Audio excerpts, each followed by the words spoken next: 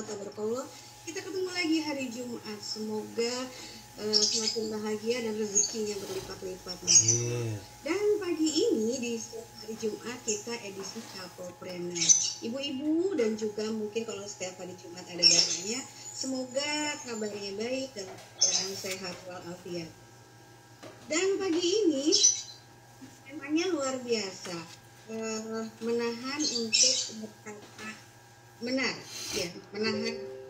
Nah, dan pagi ini juga sudah ada narasumber kita setiap hari Jumat, Couplepreneur, Kang Deki dan Teh Indari. Masya Allah.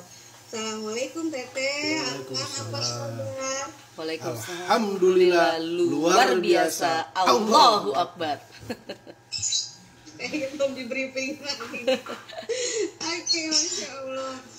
Apapun itu, semoga ya Allah kita ngedoain ya yang luar biasa. Dan pagi ini tuh kayaknya tadi tuh kan saya share tentang Couplepreneur. Kayaknya ada yang kesentil Teh. Ternyata banyak yang kesentil juga dengan tema pagi ini, Masya Allah. Dan sudah pastilah ya, namanya kita kan menikah itu dengan orang yang berbeda ya Teh. Ya. Menikah dengan orang yang punya beda latar belakang, pendidikan, kebiasaan, dan ya banyak hal lah. Tapi kadang merasa benar itu gitu kan, merasa benar, dan memang benar gitu, tapi ternyata harus ditahan juga. Nah, seperti apakah itu, kita ke Teteh dan ke Kang Diki. Mangga. Oke, mangga. Assalamualaikum warahmatullahi wabarakatuh. Selamat pagi teman-teman semua. Masya Allah ketemu lagi di pagi dan selalu semangat untuk belajar. Dan otot belajar ini yang sebenarnya memudahkan kita untuk melangkah dari satu pijakan ke pijakan berikutnya. Ini ada satu hal yang cukup menarik. Kemarin saya wawancara dengan salah satu pengusaha internasional. Beliau ini lahir dari orang tua yang buta huruf, tapi bagaimana beliau kemudian bisa menjadi pengusaha kelas Indonesia-Jepang. Jadi kliennya itu banyak sekali yang ada di Jepang. Nah, di sini kalau saya lihat adalah semangat belajarnya yang sangat tinggi. Dan kalau kita ngomongin tentang semangat belajar yang sangat tinggi, itulah yang harus dimiliki oleh kita dalam membangun sebuah hubungan, baik itu hubungan bisnis, hubungan keluarga, apalagi hubungan suami istri. Yang pastinya kalau suami istri itu memang harus sevisi dan semisi. Walaupun banyak perbedaan yang terjadi ya di antara suami istri tersebut. Misalnya nih kayak saya sama Kang Deki ya, saya itu orangnya sangat aktif gitu ya, celembeng, ngomongnya banyak gitu ya. Kemudian juga saya termasuk yang keras kepala gitu. Tapi bagaimana kemudian saya bisa disempurnakan oleh sosok Kang Deki yang ya kalau ngomong seperlunya. Terus kemudian juga kalau melakukan sesuatu juga punya perhitungan, nggak seperti halnya saya yang bat aja gitu ya. Nah, saya ngerasa bahwa bukan yang membuat pertengkaran itu adalah bukan karena kita berbeda, suami dan istri berbeda, tapi bagaimana kita saling memberikan jalan untuk menyempurnakan hidup kita. Jadi perbedaan itu kayak puzzle kalau menurut saya. Perbedaan itu adalah bukan sesuatu yang harus kita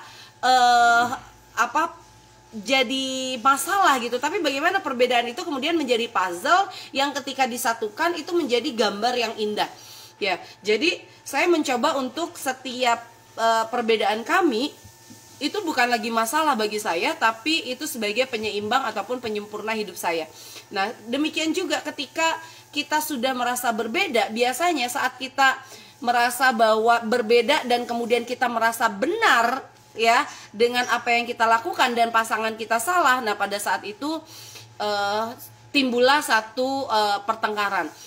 Seperti misalnya saya memang orangnya cepat gitu kan, segalanya itu saya pengennya cepat, segalanya itu saya pengennya ngegaspol gitu kan. Lalu kemudian kalau saya merasa bahwa yang saya lakukan itu selalu benar atau benar, maka saya akan menganggap bahwa Kang Deki itu adalah salah.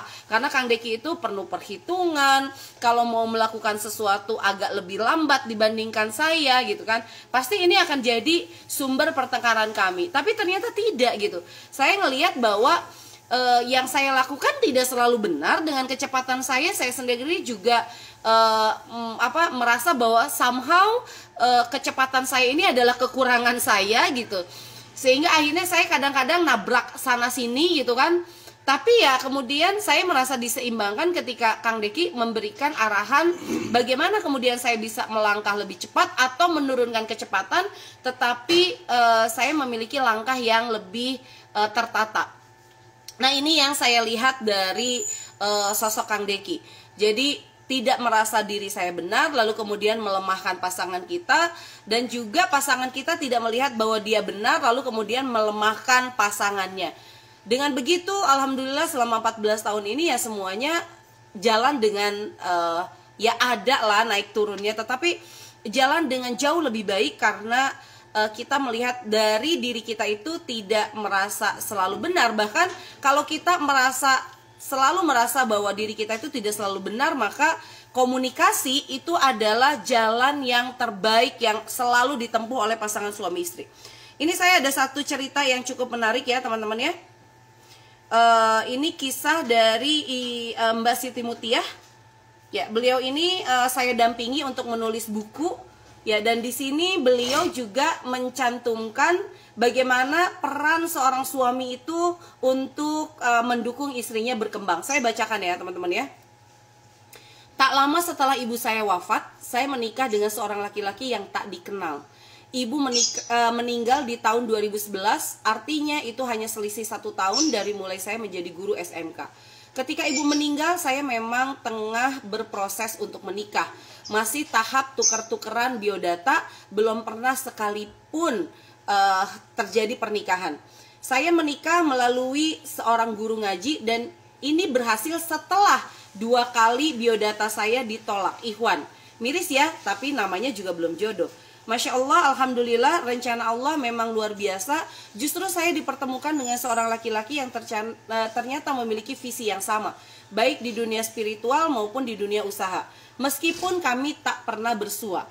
Ya, bahkan ada kejadian lucu ketika datang untuk lamaran, calon suami dan rombongan tersesat karena tidak tahu tepatnya di mana rumah saya. Sampai-sampai ada yang komentar, ini lamaran udah mau nikah, kok bisa-bisanya nggak tahu rumah calonnya. Ya, memang menikah tanpa pacaran dulu, dan itu bagi orang kampung sesuatu yang kuno dan dianggap tabu. Tapi bagi saya justru seninya di situ. Setelah menikah dan saling bertukar pikiran, ternyata kami memiliki satu kesamaan, yaitu sama-sama menyukai dunia usaha, tapi kami juga sama-sama tidak tahu cara belajarnya. Kami berdua memiliki kesibukan di dunia kerja masing-masing. Saya mengajar dan suami bekerja di lembaga koperasi syariah. Tentu saja beliau sering berhubungan dengan para pelaku usaha kecil dan menengah. Mungkin hal itu menjadikannya ingin membangun usaha mandiri alih-alih menjadi karyawan setiap hari. Sedangkan saya tipe orang yang tidak ingin menyia-nyiakan barang yang saya punya namun menghasilkan uang, yaitu handphone. Berkat handphone memang barang yang bagus untuk berkomunikasi. Namun saat itu memang handphone mulai diminati masyarakat menengah ke bawah pula. Namun HP membutuhkan pulsa dan beli pulsa pakai uang. Gaji saya dan suami jika di total saat itu hanya kisaran kurang dari 1 juta. Saya 150.000 dan suami 700.000. Kami tahu gaji segitu nggak mungkin cukup untuk biaya hidup kami. Apalagi ketika kami memiliki anak. Diperparah lagi, kami berdua menikah sama-sama zong, tidak punya tabungan. Ternyata kami sangat cocok, bukan? Katanya. Kondisi tersebut menggerakkan kami untuk selalu berusaha mempunyai usaha sampingan selain mengajar dan menjadi karyawan. Meskipun berkali-kali gagal, ya kami tetap selalu bangkit. Tersebab kami memiliki satu visi yang sama dan kami tak pernah menyerah untuk berusaha. Orang menikah memang biasanya akan membuat frekuensi yang sama satu dengan yang lainnya. Jikapun belum, maka sebenarnya ada cara untuk menyamakan frekuensi, yaitu komunikasi. Nah, menarik ya. Poin yang terakhir, jikapun belum bisa menyamakan frekuensi antara suami dan istri, maka tahapan selanjutnya adalah dengan berkomunikasi satu sama lain. Ya, dimana komunikasi itulah yang kemudian akan membuat kita itu menjadi lebih paham. Ya, pasangan kita itu sebenarnya seperti apa sih? Kekurangannya seperti apa? Kelebihannya seperti apa? Kekurangannya nggak perlu kita bikin masalah juga ya. Kelebihannya itulah yang harus kita syukuri untuk melengkapi kekurangan yang kita miliki. Maka Haram buat pasangan suami istri yang selalu menganggap bahwa dirinya benar apapun kekurangan dari pasangan kita. Karena itulah selalu menganggap diri kita benar itu menjadi lumbung awal dari tingkat komunikasi yang buruk, bahkan terjadinya sebuah perceraian. Ya, saya sering banget dapat arahan dari Kang Deki ketika kita sudah merasa diri kita benar, siapa tahu itu adalah tiupan dari setan kiri kanan kita. Karena setan itu sangat senang untuk mengadu domba atau menganggap bahwa pasanganmu itu begini loh, pasanganmu itu begini loh. Mencari lubang yang siap untuk dijadikan lumbung amarah bagi pasangan yang lainnya. Nah, itu sih kalau dari saya. Nah, kita dengarkan dari Kang Deki gimana sih cara Kang Deki juga untuk menghindari merasa diri benar, apalagi ngelihat bahwa saya ini termasuk istri yang ya tidak cukup sempurna juga saya dalam melayani keluarga ataupun melayani suami. Tapi saya melihat bahwa Kang Deki tidak pernah mencari celah di mana kesalahan saya dan kemudian akhirnya menjadi tempat awal muasal sebuah pertengkaran. Itu tidak ada. Silakan Kang Deki. Bismillahirrahmanirrahim. Assalamualaikum warahmatullahi wabarakatuh. Alhamdulillahirrabbilalamin. Allahumma sholli ala Muhammad wa ala ali Muhammad. Rabbil sholli wa yassir li amri wa uqdatam min lisani yafqahu qawli. Ya, kalau bicara tidak boleh merasa benar, memang kalau saya prinsipnya adalah kebenaran itu tidak absolut ya, artinya merasa benar itu tidak boleh, karena kebenaran itu kalau dari dua orang pasangan, dari satu pasangan suami istri, kalau ngomongin siapa yang benar itu jadinya subjektif. Karena setiap orang berhak merasa benar, tetapi kalau merasa benarnya itu beradu argumen atau berhadap-hadapan dengan pasangan, yang terjadi benar tadi kata Teteh, kalau kita merasa benar maka yang lain harus salah. Nah, ketika ada yang benar dan ada yang salah, inilah yang menjadi pemicu pemicu pertengkaran atau salah paham dan sebagainya. Sehingga tidak ada titik temu kalau apapun yang dikatakan oleh pasangan. Kalau saya sudah mencap bahwa saya yang benar dan istri saya salah, atau sebaliknya sang istri merasa dia benar dan suami salah, kalau itu sudah terjadi, maka apapun yang dikatakan oleh pasangan tetap nggak akan bisa diterima. Kalau ini kenapa? Maafkan. Kenapa? Sorry. Ini gimana, Ai? harus dimatiin. Oke. Sebentar ya, ini mati ya. Sebentar. Iya.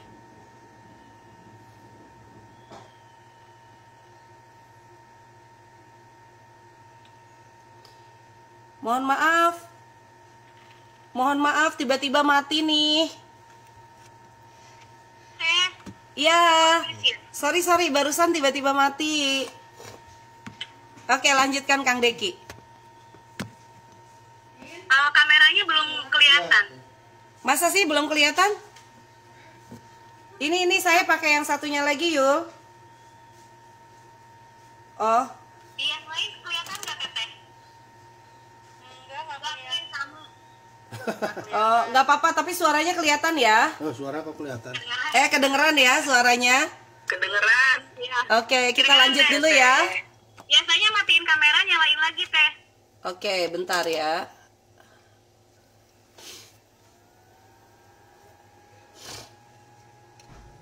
Oke, sudah kelihatan? Oke, sip, lanjutkan Pak Deki. Nah, sampai mana tadi? Sampai Jika merasa benar memicu pertengkaran. Jadi tidak boleh merasa benar supaya tidak menghakimi, tidak menjudge pasangan yang salah. Nah, kalau pengalaman saya selama ini, ketika terjadi sesuatu yang menurut saya tidak cocok dengan saya, atau yang nggak gue banget gitu, atau mungkin bisa jadi Teteh melakukan kesalahan yang menurut saya itu salah. Nah, kalau menurut saya itu salah, belum tentu menurut Teteh itu juga salah gitu, karena dia melakukan sesuatu kan berdasarkan tingkat pemahamannya, berdasarkan level keilmuannya, berdasarkan pengalamannya, ya semua ada faktornya lah. Nah, apa yang dilakukan dia tidak merasa itu salah, tetapi saya merasa itu salah. Sebentar. Mati lagi nih, sorry. Mati lagi barusan ya. Nggak tahu kenapa nih telegramnya. Oke, lanjut lagi. Ya, apa yang dilakukan itu menurut Teteh mah nggak salah, tapi menurut saya salah. Nah, perbedaan ini kalau ini mau dipertajam bisa menjadi sebuah pencetus pertengkaran. Nah, kalau itu terjadi pada saya, apa yang saya lakukan? Yang pertama saya lakukan adalah saya diam dulu. Saya anggap ini yang Teteh lakukan salah, lalu saya diam. Dalam diamnya saya berpikir, apakah yang dilakukan ini menurut saya salah ini memang benar-benar salah dan harus diluruskan, atau menurut saya salah karena semata-mata emosi saya saja yang mengatakan itu salah. Lalu saya pikirkan lagi, salahnya di mana? Apa yang membuat salah? Ketika saya bisa menemukan kesalahannya ini memang harus diluruskan, artinya salahnya memang dalam konteks salah bukan hanya menurut saya, tapi saya lihat aturan-aturan, saya lihat norma-norma, etika-etika, dan ini memang salah. Maka yang saya lakukan adalah mengoreksi lewat ngobrol. Jadi saya cari waktu yang tepat di tempat yang tepat untuk ngasih tahu bahwa yang dilakukannya itu salah. Lalu saya kasih juga solusinya. Maksudnya ini salah loh, nggak boleh begitu, nggak boleh begini. Lalu saya juga teruskan, seharusnya atau lebih baik begini, begini, begini. Akhirnya Teteh juga kan berpikir, oh kalau saya dianggap salah melakukan itu, berarti harusnya begini. Nah, sambil saya juga melihat apa respon dan reaksi dari Teteh gitu. Nah, tetapi kalau misalkan yang lagi Teh. Freeze. Freeze lagi ya. Oke, coba lagi. Sudah bisa. Oke, silakan. Ya, tetapi yang saya lakukan itu tidak pernah langsung menegurnya, tidak pernah langsung ini nggak boleh begitu, itu salah gitu. Nah, cara saya nggak bisa, saya tuh nggak bisa begitu ya, karena yang saya lakukan biarkan saja dulu jadi catatan saya, lalu saya pikirkan bener nggak apa yang menurut asumsi saya itu dia salah itu memang salah atau gimana gitu. Nah, setelah mengetahui kesalahannya, saya kasih tahu kesalahannya, lalu saya kasih saran solusinya harus bagaimana supaya Teteh juga bisa berpikir apa yang harus dilakukan. Lalu yang seringnya saya lakukan itu adalah ketika namanya juga manusia ya, saya juga sering mungkin merasa kesal, merasa jengkel dengan apa yang Teteh lakukan gitu. Tapi rasa kesal dan jengkelnya saya itu tidak pernah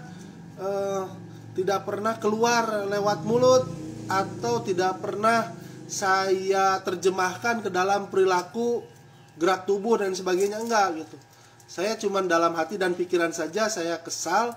Lalu kalau sudah begitu, apa yang saya lakukan? Saya cari-cari apa yang membuat saya senang berada dekat dengan Teteh gitu. Apa yang membuat saya merasa nyaman dengan Teteh? Apa yang membuat saya bangga berada dengan Teteh gitu, dengan istri saya. Jadi saya lihat-lihat, saya cari kebaikan-kebaikannya gitu. Atau saya juga sering menemukan, mengingat-ingat kejadian di mana saya merasa bukan kasihan ya, merasa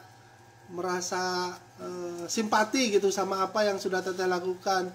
Apa saja gitu saya cari itu. Aduh, dengan begitu saya lupa deh kalau saya jengkel atau saya kesel gitu, karena yang saya ingat, oh istri saya tuh begini gitu, istri saya begini. Saya ingat lagi kenangan-kenangan waktu bersama dan menyenangkan, waktu-waktu yang menyenangkan, waktu-waktu yang bikin happy saya sama Teteh dan keluarga gitu. Dengan saya memenuhi pikiran saya dengan hal-hal positif dan menyenangkan, maka saya tidak akan punya celah untuk memikirkan yang negatif dan tidak menyenangkan. Karena saya juga sering bilang sama Teteh, sedih dan bahagia itu kita yang menentukan. Kalau saya merasa jengkel dan kesel sama Teteh, lalu saya pendam, lalu saya pikirin, tapi di sisi lain Tetehnya nggak merasa melakukan kesalahan itu dan tidak merasa menjengkelkan saya. Dianya mah biasa aja, lempeng gitu. Saya yang jengkel dan kesal sendiri, terus dipendam sendiri. Akhirnya kan saya yang rugi sendiri, makin rusak hati dan pikiran saya. Padahal kalau lihat Tetehnya mah dia mah nggak sadar dia salah, dia mah nggak ngeh kalau dia menjengkelkan gitu. Terus saya menganggap itu sesuatu yang harus dibesar-besarkan, kan jadinya rugi sendiri. Teteh ngomong saya judes, Teteh minta apa saya julid, Teteh ngedeketin saya pergi menghindar, kan jadinya nggak enak. Malah jadi bukannya menyelesaikan masalah, malah jadi menimbulkan masalah yang baru, makin besar lagi nanti masalahnya. Jadi itulah kalau yang saya lakukan, kenapa saya tidak pernah merasa yang paling benar, karena saya yakin juga apa yang dilakukan seseorang itu menurut dia juga itu sudah benar gitu. Nah, tinggal kita cari siapa yang benar sebetulnya, saya atau dia. Nah, jangan mencari siapa yang benar, saya atau dia. Coba katakan dalam diri kita, mungkin saya benar, dia benar gitu. Hanya saja cara penerimaannya saja yang kurang enak, kurang pas, sehingga nggak terasa pas. Padahal yang saya lakukan benar, yang pasangan saya lakukan juga benar. Tinggal bagaimana menyinkronkan ini supaya ada titik temu antara keduanya, tidak merasa yang paling benar dan tidak mau menghakimi pasangannya yang salah. Kalau sudah menghakimi yang salah, itu tadi, apapun yang dikatakan, apapun yang dilakukan pasti juga dianggapnya salah. Apalagi kalau sudah mengikuti hawa nafsu, bisikan setan, nanti setan terus saja menggoda kita, menggoda pasangan-pasangan itu. Jadi ngelihatnya aja jadi benci, ngelihatnya makin kesel. Akhirnya siapa yang jadi korban? Korban pertama yang dirasakan adalah diri sendiri. Hatinya jadi sumpek, pikirannya jadi buntu. Bisa jadi kalau punya penyakit juga jadi kambuh lagi. Udah gitu anak juga jadi korban. Anak mau apa-apa karena kesel sama bapaknya, anaknya jadi dimarahin. Anak gak tahu apa-apa dimarahin karena sang ibu kesel sama suaminya. Atau sebaliknya, ayah yang marah-marah sama anak karena kesel sama istrinya. Anaklah jadi korban. Berlanjut lagi ke sana karena lagi kesel gak mau ngapa-ngapain. Rumahnya jadi berantakan, jadi kotor, acak-acakan. Suami lihat rumah acak-acakan, kenapa gak diberesin? Suami cuma nanya, "Ma, kenapa ini nggak diberesin?" Meledaklah lagi gitu, makin marah. Cuman ditanya begitu, jadi kan makin besar nanti dampak kerusakannya kalau mengikuti hawa nafsu. Jadi kalau yang saya lakukan, redam dulu, jangan bereaksi gitu, tidak boleh reaktif. Pikirkan dulu apa yang harus saya lakukan. Bahkan kemarin-kemarin ya, karena Teteh 2 minggu ini sibuk banget, hampir setiap hari perjalanan keluar, ketemu orang, ketemu klien gitu, kemana-mana hampir setiap hari keluar. Saya bilang ketika saya briefing sama tim, saya bilang, nah kalau udah kondisi begini, saya bilang, saya lihat Teteh udah mulai agak lelah ini. Saya 14 tahun mendampingi Teteh, jadi saya sudah paham betul gitu. Kalau dia sudah mulai capek begini, saya bilang sama tim, saya aja kalau mau ngomong jadi hati-hati, saya bilang. Kenapa? Karena kondisi lagi capek, kesentil sedikit, bisa meledak gitu. Jadi saya lebih banyak diamnya, mendingan lebih banyak meluk daripada ngomong gitu. Nah, lebih banyak rebahannya daripada banyak ngobrolnya. Saya lebih banyak diamnya, biarin kalau Teteh ngomong banyak ya udah biasa itu mah gitu. Tapi saya menjaga lisan saya supaya tidak menyinggungnya. Saya menjaga perilaku saya supaya Teteh tidak salah paham gitu. Karena kondisi fisik akan sangat berpengaruh. Itu juga bisa terjadi kepada ibu-ibu yang sudah lelah mengurus suami dan anak, udah lelah penat mengurus rumah, beberes, nyuci, masak semua. Kalau udah penat begitu, hati-hati, break dulu. Saya bilang sama Teteh, break dulu, istirahatkan. Karena tubuh itu punya hak. Jangan diforsir, jangan mentang-mentang karena semangat, jangan mentang-mentang karena itu menyenangkan, terus digeder aja, digeber terus. Fisik itu ada batasannya. Ketika sudah mencapai level lelah, gampang stres, gampang terpicu emosinya. Ini yang bahaya. Nah, mudah-mudahan ibu-ibu bisa peka terhadap sinyal yang ada dalam tubuh masing-masing. Kalau sudah mulai agak berubah nih gitu, moodnya udah mulai nggak enak, apalagi kalau udah PMS ya. Nah, itu mah udah sangat-sangat mood swing gitu. Sekarang ketawa-ketawa 10 menit langsung baet gitu, langsung cemberut. Apa yang dikatakan tidak maksud ke sana, bisa jadi pengertiannya lain. Nah, kalau saya ke Teteh mah memperlakukannya begitu. Saya lihat sinyalnya, Teteh nggak ngomong aja saya perhatikan gerak-geriknya, cara ngomongnya, tatapan matanya gitu. Saya paham jadinya apa yang harus saya lakukan supaya saya bisa lebih berhati-hati. Jadi balik lagi ke tema, kalau merasa benar, tidak boleh ya merasa benar. Kebenaran yang absolut dan hakiki itu hanya datang dari dua arah. Satu dari Al-Quran, dua dari sunnah Rasul. Selain itu, kebenaran itu relatif, apalagi menurut kacamata pandangan manusia. Tidak boleh kita menganggap diri kita benar, orang lain salah. Kalau begitu bisa jadi orang lain menganggap dirinya benar, bahkan kita yang salah. Nah, kalau sudah dua-duanya begini, nggak akan ada titik temu. Lebih baik merasa bersalah dua-duanya, lebih mudah daripada merasa benar dua-duanya. Kalau merasa salah dua-duanya, orang yang merasa salah itu cenderung untuk memperbaiki, untuk meminta maaf, untuk rendah hati, daripada orang yang merasa benar, ujung-ujungnya jadi jumawa, jadi sombong, jadi merasa lebih tinggi daripada yang lain. Nah, lebih baik merasa salah saja, meskipun tetap aja egonya mah merasa benar. Nggak apa-apalah, demi kebaikan daripada kerusakan. Lebih banyak mendingan merasa bersalah supaya menuju ke arah yang lebih baik. Itu kalau dari saya, Bu Ibu, Pak Bapak, Teteh, Kang Akang. Oke, itu ya. Intinya sih kalau saya ngelihat bahwa kekurangan nggak perlu bikin kita jadi berantem gitu kan. Justru kekurangan pasangan kita sempurnakan dengan kelebihan yang kita miliki. Begitupun sebaliknya.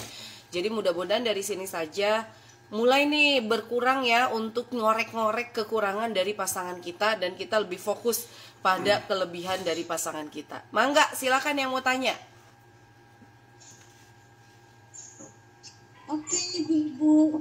Silakan. Disebutkan namanya. Ini Bunda Mita mau tanya ya? Iya, Teh.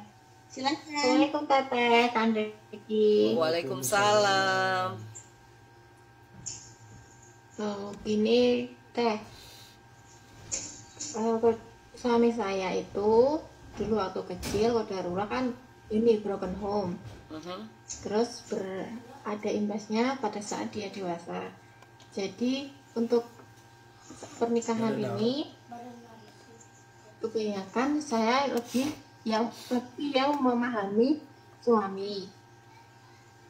Kalau dari cerita Kang Deki sama Teh Indari kan, Kang Deki yang lebih banyak memahami Teh Indari. Kalau menurut pandangan Kang Deki sama Teh Indari gimana? Ya nggak apa-apa sebetulnya, siapapun yang duluan yang memiliki kemakluman yang cukup besar untuk pasangan kita, ya nggak apa-apa. Siapapun, mau suaminya yang lebih memaklumi istrinya atau istrinya yang lebih memaklumi suaminya, sama saja. Kalau menurut saya tidak harus juga bahwa kita punya suami yang lebih memaklumi diri kita. Kalau kita punya kemakluman yang cukup besar untuk memahami suami kita dan kekurangannya seperti apa, saya rasa itu juga bagus, benar nggak ya? Ya, siapa saja yang bisa lebih dulu dan lebih besar rasa maklumnya dan perhatiannya, lakukanlah. Itu sih kalau menurut saya, Mbak Mita. Mangga, Pak Deki. Iya, betul. Jadi jadikan maklumnya ibu ini, Mbak Mita ini, sebagai ladang pahala, ladang amal. Lakukan dengan penuh keikhlasan, harus ridho sama suami, sambil komunikasinya juga diperbaiki. Nah, apa yang harus dimaklumi dari suami yang terus-menerus dilakukan, kan bisa dilakukan diskusi dan komunikasi ke suami, bilang, Pak, bisa enggak kalau begini-begini, Pak, atau bagaimanalah caranya, karena setiap orang punya gaya komunikasi yang berbeda-beda. Tetapi jangan juga dijadikan sebagai beban. Maksudnya, kok kenapa ya saya terus yang harus memaklumi suami, kok suami nggak mau memaklumi saya. Nah, kalau itu sampai terjadi, Sebentar, ini kayaknya ada yang bocor deh. Oke, lanjutkan ya. ya, kalau itu sampai terjadi, jadi sayang sudah mah memakluminya perlu effort dari emosi, terus kita juga nggak dapat apa-apa. Nah, makanya coba dijadikan, lihat itu dari sisi positifnya. Saya memaklumi suami, ya tentu saja karena saya istrinya. Saya harus mendampingi suami saya setiap saat, setiap waktu, di dunia dan di akhirat. Kalau suami melakukan kesalahan dan saya harus memakluminya, itu lebih baik daripada saya tidak memakluminya dan terjadi perselisihan. Kan jadinya lebih nggak enak nanti kesananya, gitu. Ya, begitu Mbak Mita. Iya.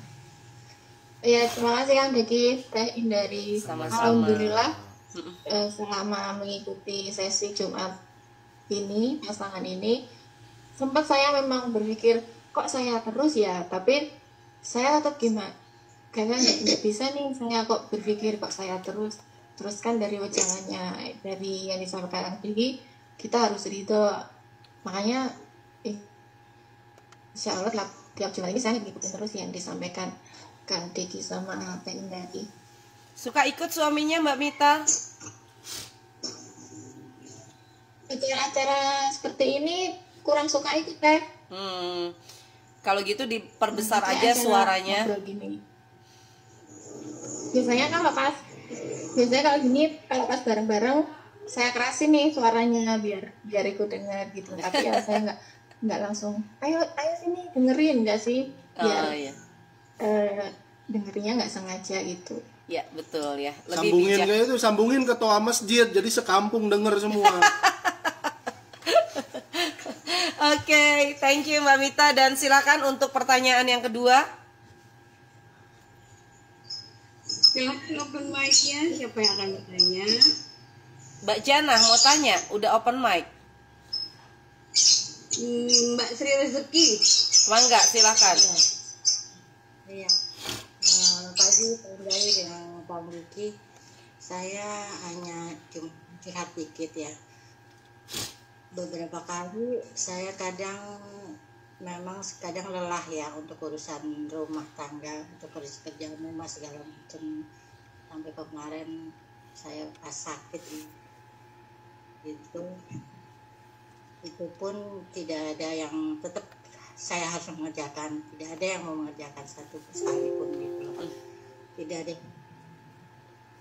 Jadi saya harus bagaimana, mereka kayak saya kan punya orang tua mertua ya, dan mereka juga, beliau itu tidak mengerti saya, kondisi saya lagi sakit gitu loh, saya harus tetap bekerja atau masak.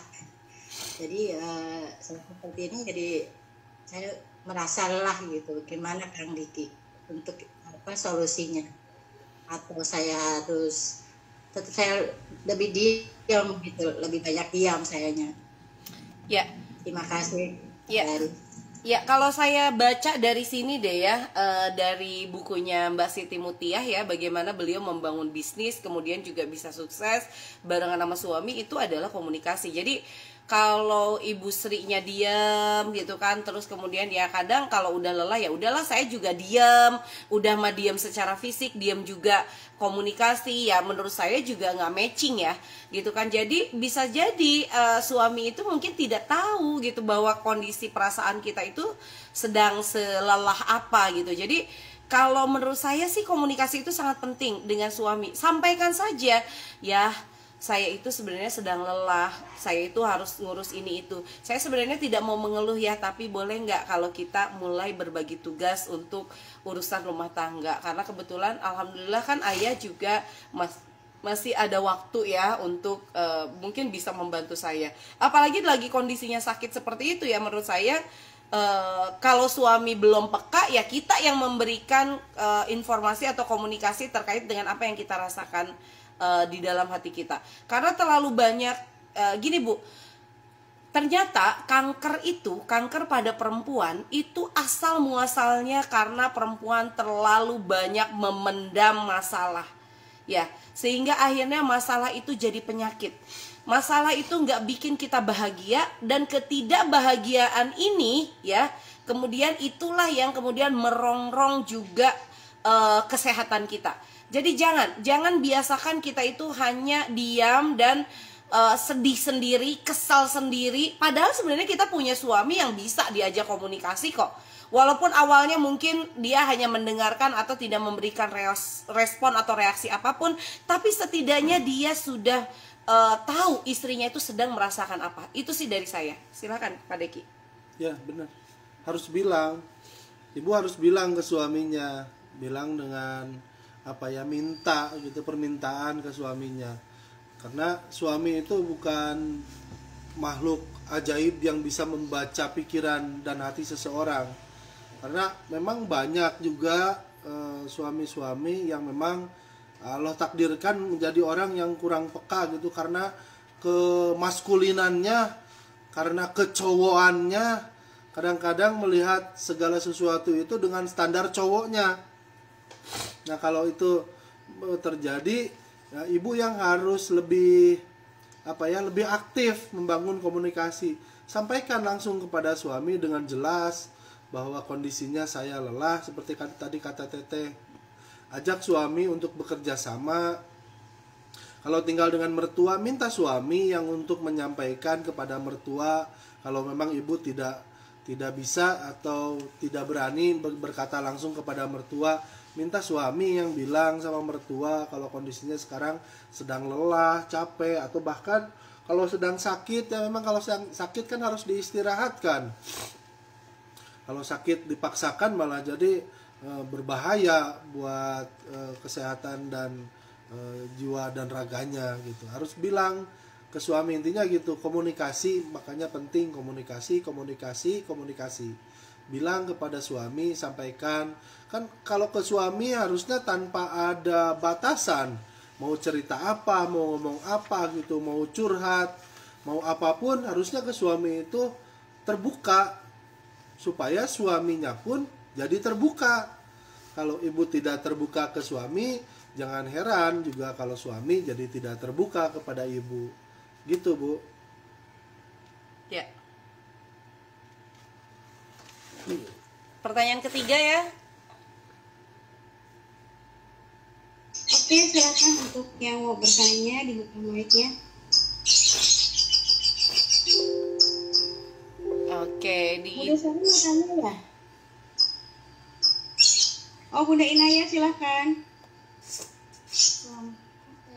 Waalaikumsalam. Sebenarnya saya dengan suami itu alhamdulillah sudah mulai memahami. Setelah saya belajar dari Tete dan Teti, tapi terkadang di sini ada gangguan dari luar, misal dari ipar atau mertua. Sebenarnya jangan didengarkan atau bisa. Terima kasih. Oke, ayah aja. Ya harus didengarkan karena pasti terdengar. Cuman masalahnya setelah didengarkan kemana itu? Kalau kata-kata kalimat negatif didengar pasti didengar, karena organ kita masih normal, jadi pasti terdengar. Cuman setelah didengar jangan diturunkan ke hati atau jangan diangkat naik ke pikiran. Cukup didengar sebagai informasi saja. Kami sedang berproses menuju suami istri yang lebih baik, tetapi tetap saja ada gangguannya. Itulah nikmatnya berproses. Namanya berproses tuh pasti ada saja ujiannya. Tetapi setiap kali mendapat ujian, saya yakin pengalamannya bertambah, ilmunya bertambah, sehingga Allah terus kasih naik terus levelnya. Jadi tidak mungkin orang yang sedang berjuang tidak Allah kasih ujian, nggak mungkin. pasti dikasih ujian itu sesuai dengan kadarnya, sesuai dengan kemampuannya. Jadi kalau sekarang alhamdulillah sekarang sudah lebih baik, tapi ada aja gangguannya. Itulah realitanya, itulah dinamika rumah tangga yang harus dijalani. Tidak mungkin semua hanya baik-baik saja. Kalau semua baik-baik saja dan tidak ada masalah, berarti memang bermasalah itu namanya. Gitu. Tidak ada masalah itu artinya bermasalah. Karena kita harus punya masalah untuk menambah ilmu, menambah pengalaman gitu. Harus menambah ikatannya, bonding dengan suami itu memang harus ketemu masalah dulu. Supaya kita bisa belajar dari pengalaman itu. Sehingga di masa depan jadi lebih baik, tidak terulang. Kalau gangguannya berupa sesuatu yang sudah berat, nah, ini kan perlu berarti gandengan tangan sama suami. Jangan dihadapi sendiri. Dari ipar, dari mana, dari lingkungan internal keluarga atau bahkan dari luar ada gangguannya, harus lebih kuat bergenggaman tangan dengan pasangannya. Jadi cari solusinya bersama-sama. Memikirkan solusi dengan satu kepala pasti beda hasilnya dengan dipikirkan oleh dua kepala. Harus lebih kompak lagi kalau ketemu masalah. Ya, jadi intinya sih ya, orang lain ngomong atau masuk ke dalam keluarga kita ya pasti ada lah hal seperti itu, tapi yang memegang aturan keluarga atau suami istri ya kita gitu. Jadi kalau misalnya ada yang hal-hal yang dari luar dan itu juga menimbulkan persoalan baru untuk kita, ya jangan sampai diizinkan oleh kita gitu. Tugas kita itu adalah bagaimana membangun hubungan yang harmonis antara pasangan kita. Kekurangannya kita kita perbaiki, kelebihannya kita kuatkan gitu. Nah, dalam hal ini sebetulnya saya juga pengen, ini udah 3 pertanyaan ya. Saya pengen di sini penulis buku yang puluhan juta 1 bulan, ini bisa cerita dong. Di sini ada Mbak Siti ya. Mbak Siti ada nggak? Oke, Mbak Siti Mutia. Karena beliau ini saya sering dengar ya, banyak ibu-ibu yang mengalami kegagalan dari satu bisnis ke bisnis yang lainnya, kemudian suaminya meminta dia berhenti di bisnis ya, atau meragukan kemampuan bisnisnya. Tapi di sini di buku ini ya, Mbak Siti Mutia ini mengalami kegagalan bisnisnya berkali-kali sampai utang ke bank berkali-kali juga. Tapi itu suaminya tetap struggle barengan sama dia dan dukung Mbak Siti Mutia ini untuk terus bergerak. Ya, mungkin Mbak Siti Mutia bisa sedikit menceritakan tentang isi buku ini ya, kegagalan-kegagalan, tapi sampai sekarang barengan terus sama suaminya, nggak ada yang namanya itu perpecahan ya antar suami istri. Kalau bisa ada suaminya nggak, Mbak Siti? Ada sih, ada kan, tapi di bawah. Oke, ajak dong suaminya sharing. Baik, sebentar. Masya Allah ya, saya baca ini gagal berkali-kali tapi suaminya tetap support istrinya, dan sekarang ini luar biasa diceritakan bahwa beliau sudah bisa menabung, resellernya udah ratusan, kemudian bisa beli kendaraan. Masya Allah, itu luar biasa banget ya. Harus mendengarkan kisah yang lain juga selain kisah dari saya. Bagaimana sih suami istri itu bisa berpegangan dalam kondisi suka dan duka. Ya, kita dengarkan Mbak Siti Mutia dan suami. Agak lebih lama ya hari ini, nggak apa-apa ya. Oke. Ini teh, terima kasih waktunya. Sebentar ya, suami masih dalam perjalanan. Oke, Mbak Siti, apa sih isi dari buku ini yang membuat saya sangat terinspirasi? Nah, itu suaminya hampir mirip kayak ayah pakai peci. Halo, apa kabar Pak? Waalaikumsalam. Waalaikumsalam. Alhamdulillah. Baik, silakan inspirasi dari couplepreneur Mbak Siti dan suami, mangga kami mendengarkan. Oke, baik ya. Jadi sebenarnya memang kami itu memulai bisnis itu sudah sangat lama sekali, dan berbagai macam sudah kami coba gitu. Dan memang seringkali mengalami kegagalan. Memang hampir semuanya gagal gitu ya. Jadi yang terakhir ini baru bisa berhasil. Dan semua itu, dari semua kegagalan itu malah justru saya komunikasikan dengan suami. Jadi semuanya kita diskusikan bersama, dari mulai sampai ketipu pun, kemudian hutang kepada bank, akhirnya berhenti hutang, itu semua kami bicarakan bersama gitu ya. Ya, oke, saya mau tanya. Tapi kalau saya lihat dari ceritanya nih ya, yang agresif untuk membangun bisnis itu istrinya nih Pak. Ya, bikin ini sampai ketipu juga istrinya yang memutuskan. Tapi saya lihat Bapak sabar banget ya. Iya deh, nggak apa-apa. Nanti kita bikin lagi yang baru. Iya deh, mudah-mudahan hutang kita bisa. Intinya adalah saya ngelihat bahwa agresif banget dalam mencetuskan ide itu adalah Mbak Siti Mutiah.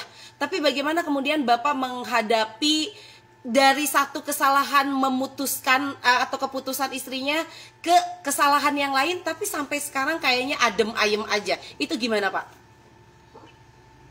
Oh, untuk itu kita istilahnya kompak Bu. Untuk kita bersama-sama membangun bisnis ini dari nol, dari kita ketipu, dan alhamdulillah itu menjadi motivasi kita untuk bangkit, untuk bisa alhamdulillah seperti ini. Mudah-mudahan kita bisa lebih besar kembali, dan alhamdulillah dari motivasi itu kita bisa mengevaluasi semuanya usaha-usaha kita, dan alhamdulillah jadi seperti ini.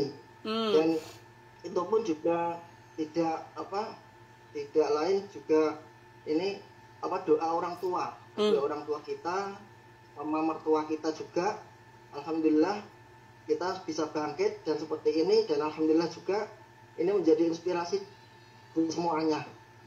Dan alhamdulillah juga ini menjadi semangat bagi reseller-reseller kita yang sepertinya manajemen keuangan kita seperti di usaha ini kita tidak jadikan satu dengan pengeluaran warga. Jadi dengan motivasi ini kita bisa bangkit seperti ini. Mungkin seperti itu.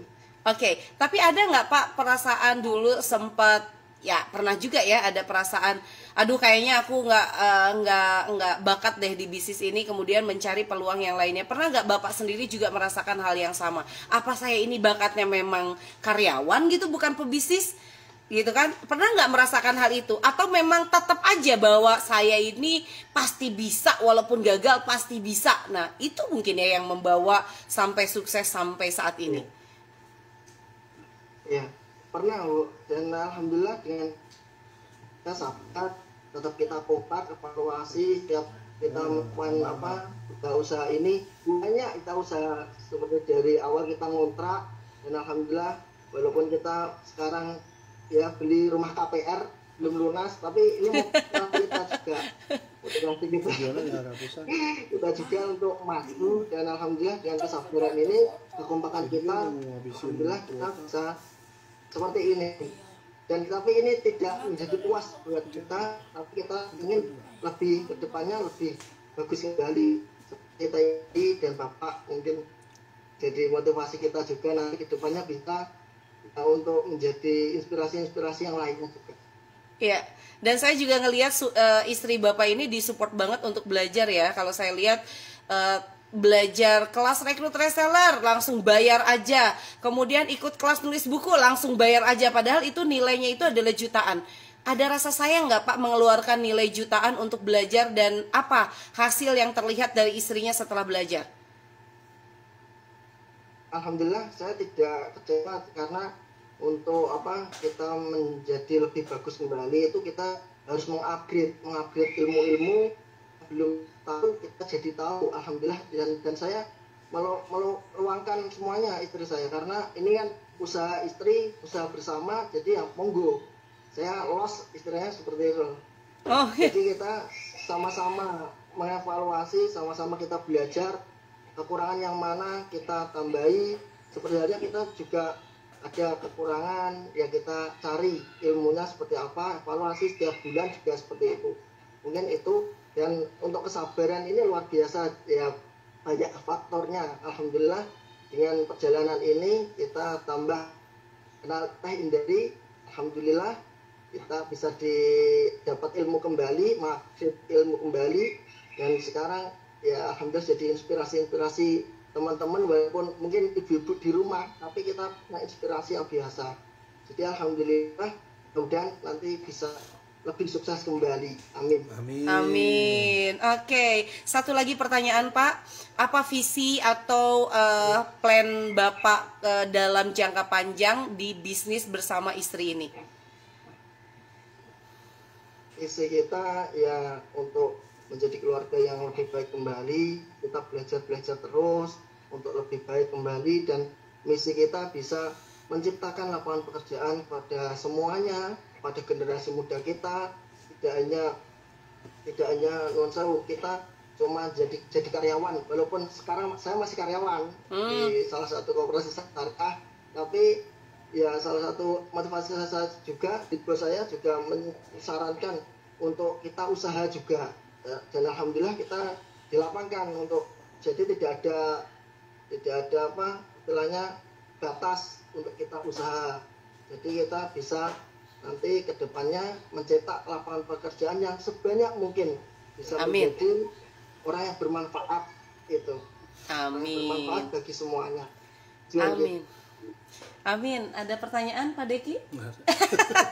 Selamat untuk kelahiran buku istrinya Pak. Alhamdulillah, yang awalnya berpikir saya nggak bisa nulis buku, ternyata bisa loh nulis buku seperti ini ya, Masya Allah ya. Dan ini akan menjadi inspirasi untuk couple-planner yang lainnya. Jadi kalau misalnya ada nih suami yang belum support istrinya, yang kebanyakan ide atau loncat-loncat idenya, support aja. Karena kita tidak akan tahu suksesnya itu nanti ada di ide yang mana. Terima kasih Pak, terima kasih Mbak Siti Mutia, dan terima kasih untuk ibu-ibu semua. Silakan Yulia. Masya Allah, luar biasa. Pagi ini kita mendapatkan dua pelajaran dari dua pasangan, mudah-mudahan menambah insight baru, ya semoga menjadi jauh lebih baik. Terima kasih Kang Deki, Teh Indari, juga Bunda Siti Mutia dan Bapak, semoga semakin sukses. Ibu, terima kasih ya sudah hadir di acara Breakfast for Your Heart. Wah, pagi ini agak panjang tapi seru ya, seru banget. Dan besok see you on the next Breakfast for Your Heart. Mohon maaf lahir dan batin jika dalam memandu acara ini ada kesalahan. Assalamualaikum warahmatullahi wabarakatuh. Waalaikumsalam.